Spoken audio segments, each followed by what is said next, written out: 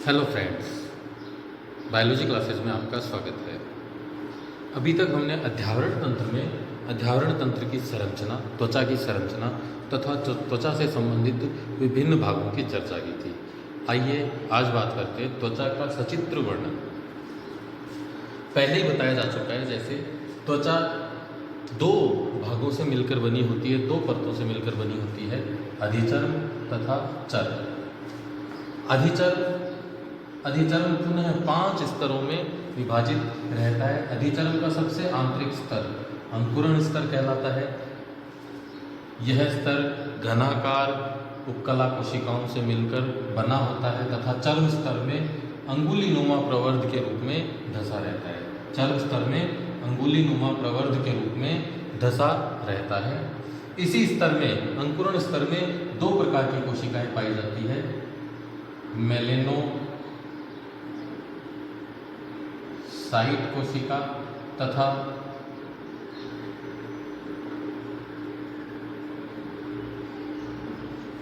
कीरेटिनोसाइट कोशिका। मेलेनोसाइट कोशिका में मेलेनोसोम्स पाए जाते हैं, जिनमें मेलानिन वर्णक पाया जाता है। इसी कारण से त्वचा का एक विशेष रंग होता है। इसी तरह से कीरेटिनोसाइट कोशिकाएं, इन कोशिकाओं में विभाजन की लगातार क्षमता पाई जाती है। विभाजन की क्षमता होने के कारण ही अंकुरण स्तर को स्ट्रेटम जर्मिनेटिवम भी कहा जाता है। विभाजन की क्षमता के कारण ही यही स्तर अधिचर्म के अन्य स्तरों, शूल स्तर, कणी स्तर, स्वच्छ स्तर और किरण स्तर का निर्माण करता है। अंकुरण स्तर के ऊपर शूल स्तर पाया जाता है, जो कि 5 से 6 स्तरीय होता है। 5 से 6 परतों से मिलकर बना होता है। इस स्तर की कोशिकाएं बहुभुजीय होती है तथा प्रत्येक कोशिका एक दूसरे से जीव द्रव्य तंतु द्वारा जुड़ी रहती है। बहुभुजीय आकार की कोशिकाएं हैं तथा 2 निकटवर्ती कोशिकाएं एक दूसरे से जीव द्रव्य तंतुओं द्वारा जुड़ी रहती है। इसी स्तर की कोशिका में विशेष प्रकार की लैंगरहैंस कोशिकाएं, इसी शूल स्तर में लैंगरहैंस सेल्स पाई जाती है। ये लैंगरहैंस सेल्स, शूल स्तर में पाई जाने वाली लैंगरहैंस सेल्स प्रतिरक्षा तंत्र में प्रतिरक्षियों के निर्माण में सहायता करता है, प्रतिजनों के विरोध में प्रतिरक्षी बनाने में सहायता करता है और इस प्रकार यह स्तर त्वचा को विभिन्न संक्रमणों से बचाने का कार्य करता है। शूल स्तर के ऊपर, शूल स्तर की तरह ही 5 से 7 स्तरीय, 5 से 6 स्तरीय गोलाकार कोशिकाओं से बना हुआ स्तर कणी स्तर पाया जाता है।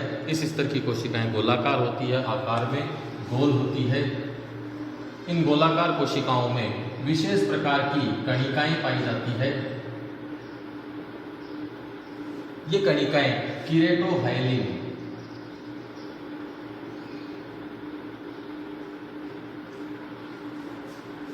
कहलाती है। कणी स्तर में पाई जाने वाली कणिकाएं कीरेटोहाइलिन कहलाती है। ये कीरेटोहाइलिन कणिकाएं 3 प्रकार के विशेष संघटक पदार्थों से मिलकर बनी होती है, कैल्शियम, एसिडिक पॉलीसेकेराइड और आरएनए।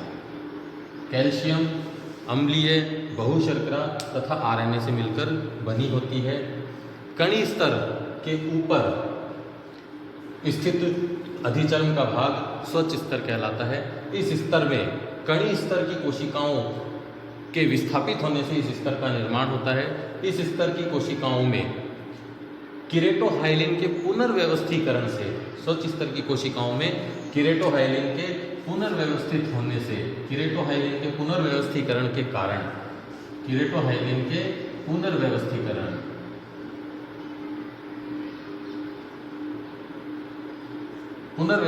के कारण एक विशेष प्रकार का पदार्थ बनता है, जिसे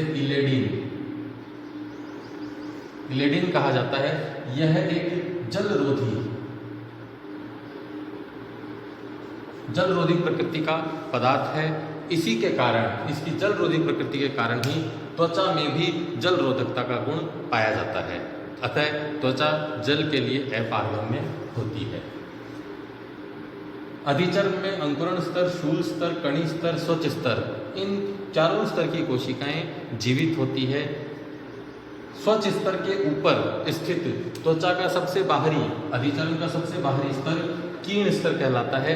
यह स्तर चपटी तथा निर्जीव कोशिकाओं से मिलकर बना होता है। इस स्तर की कोशिकाओं का आकार चपटा होता है, क्योंकि अंकुरण स्तर द्वारा लगातार नई कोशिकाओं के निर्माण के कारण सबसे बाहरी परत कीर्ण स्तर की कोशिकाओं पर दबाव पड़ता है। इसके कारण, दबाव के कारण त्वचा में कीर्ण स्तर की कोशिकाएं चपटी होती है तथा इस स्तर में कीरेटोहाइलिन के अपघटन के कारण, इसी कीर्ण स्तर में कीरेटोहाइलिन के अपघटन के कारण एक निर्जीव प्रोटीन का निर्माण होता है, जिसे कीरेटिन प्रोटीन कहा जाता है। कीर्ण स्तर की कोशिकाओं में कीरेटिन प्रोटीन के विकसित होने के कारण इस स्तर को स्ट्रेटम कॉर्नियम भी कहा जाता है तथा यह स्तर प्राणियों में समय समय पर छोटी छोटी विक्षतियों अथवा पपड़ी के रूप में उतरता रहता है। कीर्ण स्तर का छोटी छोटी पपड़ी के रूप में उतरना या अलग होना निर्मोचन कहलाता है। त्वचा के सबसे बाहरी, अधिचर्म के सबसे बाहरी परत कीर्ण स्तर का छोटी छोटी पपड़ी के रूप में, टुकड़ों के रूप में मुक्त होना, गिरना निर्मोचन कहलाता है। यह निर्मोचन की क्रिया सामान्यतः सांप में देखी जा सकती है। इसी प्रकार मानव की त्वचा में हथेली की ऊपरी त्वचा का छोटी छोटी पपड़ी के रूप में निकलना भी निर्मोचन है। इसी प्रकार हमने पिछले वीडियो में देखा था, अधिचर्म के नीचे स्थित मोटा भाग जो अधिचर्म से लगभग 2 से 3 गुना मोटा होता है, जो 2 से 3 गुना मोटा है, यह स्तर चर्म स्तर कहलाता है। चर्म स्तर भी पुनः 2 भागों में विभाजित रहता है, पार्स पेपिलेरिस तथा पार्स रेटिकुलेरिस। पार्स रेटिकुलेरिस एवं पार्स पेपिलेरिस, ये दोनों चर्म स्तर के भाग हैं। पार्स पेपिलेरिस चर्म का वह भाग है जो अधिचर्म के बिल्कुल नीचे स्थित होता है।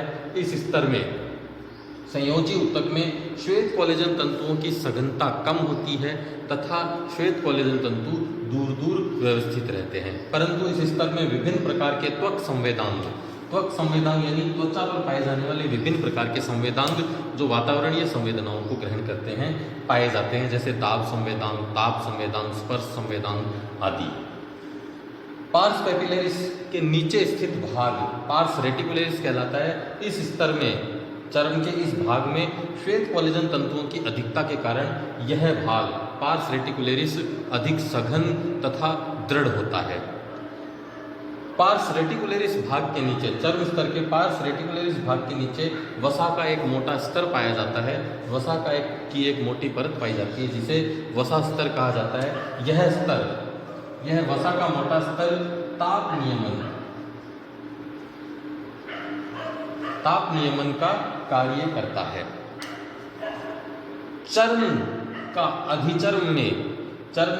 अधिचर्म के अंकुरण स्तर में अंगुली के रूप में उभरे हुए भाग, चर्म का वह भाग जो अधिचर्म में अंगुलियों के उभार के रूप में दिखाई देता है, रेटेपेग्स कहलाते हैं। ये रेटेपेग्स चर्म तथा अधिचर्म को एक दूसरे से संयोजित रखने का कार्य करता है तथा त्वचा को दृढ़ता प्रदान करने का कार्य करता है। जिस प्रकार दोनों हाथों की अंगुलियों को एक के अंदर एक फंसा लेने से दृढ़ता आती है, उसी प्रकार चर्म का अधिचर्म में अंगुली नुमा प्रवर्ध बनाकर धंसना रेटेपेग्स कहलाता है। यह त्वचा को दृढ़ता प्रदान करने का कार्य करता है। अध्यावरण में हमने पहली बात करी अध्यावरण तंत्र की संरचना, यानी अध्यावरण तंत्र कितने भागों से मिलकर बना होता है। अध्यावरण तंत्र में हमने बात की थी त्वचा तथा त्वचीय